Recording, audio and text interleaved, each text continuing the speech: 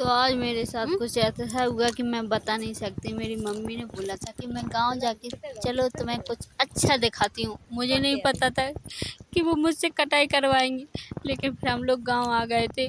और उसके बाद मम्मी ने थोड़ी देर भी घर पे नहीं रुकने दिया और तुरंत ही खेत पे लेके आ गई, साथ में हंसिया पकड़ा दिया। मैंने भी फिर क्या करते, किसान बने और मैं भी पहुँच गई अपने खेत पे।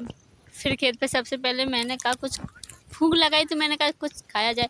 फिर हम खेत में चारों तरफ ढूंढने लगे अपना शिकार। फिर थोड़ी देर बाद मुझे मिल गया फूट, जो मेरे खेत में लगी हुई थी। फिर मैंने तोड़ी, काफ़ी सारी लगी हुई थी। फिर उनमें से कुछ अच्छी सी भी फूट मिल गई मुझे। और फिर हमने अपने खेत में एक एक करके सारा कोना छान मारा। मुझे इतने सारे शिकार मिल गए, काफ़ी बड़े भी थे और छोटे भी। देखो ये कितनी बड़ी फूट लगी थी, ये भी लगी हुई थी, पर ये पकी हुई थी। इसलिए मैंने कहा ये मेरे काम का शिकार नहीं है, मुझे इन्हें भूंजना पड़ेगा।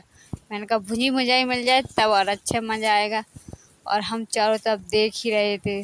फिर देखते देखते काफ़ी अंदर तक चले गए, पर कुछ मिल ही नहीं रहा था। ये देखो भैया भी चारों अपनी नज़र से, शिकारी की नज़र से ढूंढ रहे थे। उन्हें कुछ मिल गया था, उन्होंने उसका पेट फाड़ा, उसका मटेरियल निकाल के बोले देखो ये पकी वाली फूट मिल गई।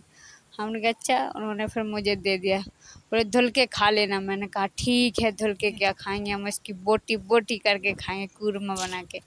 फिर मैं लेके चल दी थी। मैंने सोचा और भी आगे मिलेंगी। फिर इसी तरीके हम अपनी स्पीड से शिकार को ढूंढ रहे थे, नज़र चारों तरफ घुमा के। पर इतनी सारी झाड़ियों के बीच शिकार बार बार हमारी आंखों से ओझल हो जा रहा था। मैंने सोचा अब कहाँ देखा जाए। फिर मैं शांति से बैठ गई। मैंने कहा इधर होगा, कहाँ होगा। बस शिकार है कि मिलने का नाम नहीं रहता। पर हम उससे भी आगे थे। हमने कहा ढूंढ ही लेंगे। पर एक मिला था, पर वो भी खराब, किसी काम का नहीं था। और जो मुझे मिला था मैं उसी को लेके चल दी थी।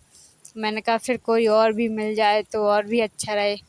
फिर देखते देखते चौकन्नी निगाहों से हम चारों तरफ ढूंढ रहे थे, क्योंकि मुझे खाना था, मुझे लगी थी भूख इस वजह से।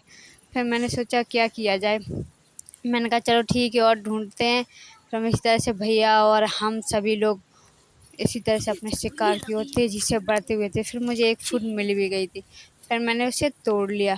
फिर मैं माँ के पास जाने लगी थी। मैंने कहा माँ के पास जाती हूँ, वहाँ पे कुछ मिलेगा। देखिए कितना अच्छा, मेरी तिली भी बहुत अच्छी है। फसल हर पेड़ में फल लगाता, सेव का नहीं, तिली लगी थी। ये तिली है, ये सारे मेरे खेत है।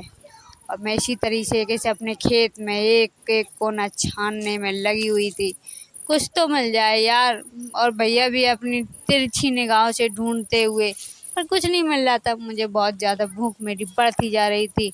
मैंने कहा जो मिलेगा मैं उसे ही फाड़ के खा जाऊंगी। फिर देखो ये कितना अच्छा लग रहा है।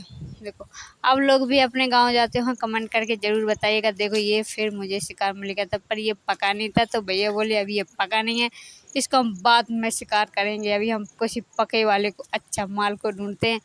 फिर हम दोनों अपने माल के लिए और चल दिए थे काफ़ी दूर। काफ़ी मेहनत करने के बाद हम पसीने पसीने हो गए थे। मुझे ये मिला चटकू सा, थोड़ा सा पकाता था, पर ठीक है मैंने चौके तोड़ लिया और हम भी चल दिए थे। मैंने कहा माँ के पास लेके जाएंगे फिर वहीं पर। और माँ ने उसका किया मर्डर, उसकी आते पीते निकाल के सब फेंक दी। मम्मी ने कहा हम इसका धुलेंगे फिर खाएंगे। देखो ये मम्मी किस से उसकी आते पीते अंदर से निकाल ली, हड्डी सारे गुर्दे निकाल के चारों तरफ छिटक दिए। और वो रोने लगा बेचारा। फिर मैंने कहा रोने से क्या होगा, मैं तो तुझे खाऊंगी। और हम लोग शिकार का इंतज़ार कर ही रहे थे, उतने में मुझे मम्मी ने काट के दे दिया और हम लोग खाने लगे। फिर हम बैठ गए थे।